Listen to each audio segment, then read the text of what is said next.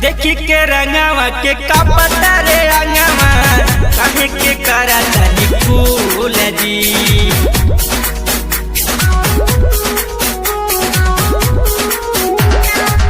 रउआ तनी को बुझाए नहीं कुछ नशा में बनी मशगूल जी।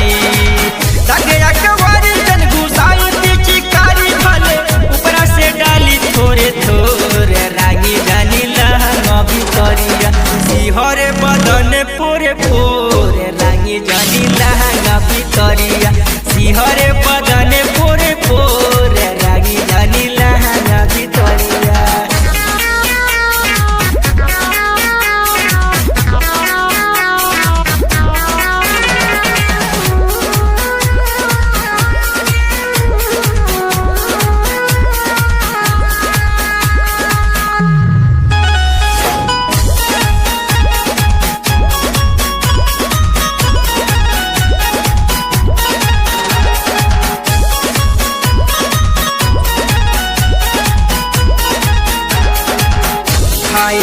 रेनु धनिया जानी करी मन मनिया लागे कादी